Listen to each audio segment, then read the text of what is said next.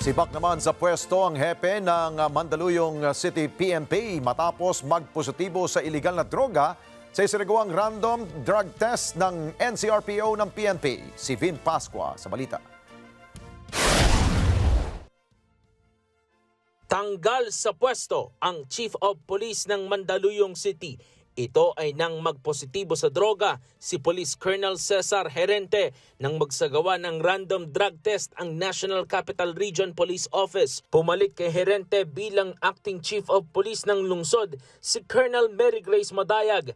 Inilagay naman sa Regional Personnel Holding and Accounting Section sa ilalim ng Regional Personnel and Records Management Division ng NCRPO si Herente.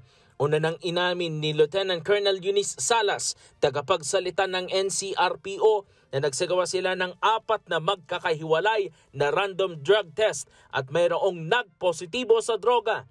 Ang random test ay ginawa noong Agosto 22 at 24 sa regional headquarters at 2 personnel ang nagpositibo. August 28 sa Mandaluyong at August 29 sa Manila Police District kung saan may isa na dapat isailalim sa confirmatory test. Paglilinaw ni Salas ng confirmatory test ay isinasagawa sa forensics sa Camp Crame habang bibigyan ng 15 araw ang mga nagpositibo na idepensa ang kanilang sarili.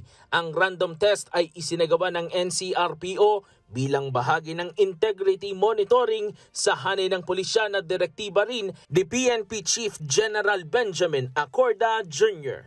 Vin Pascua para sa Mata ng Agila. Matatag, matapang, tapat! Maraming salamat sa inyo pong pagsubaybay sa Mata ng Agila Primetime. Para malaman ang matatag, matapang at matapat na mga balita, i-follow lamang at mag-subscribe sa AtNet25 TV.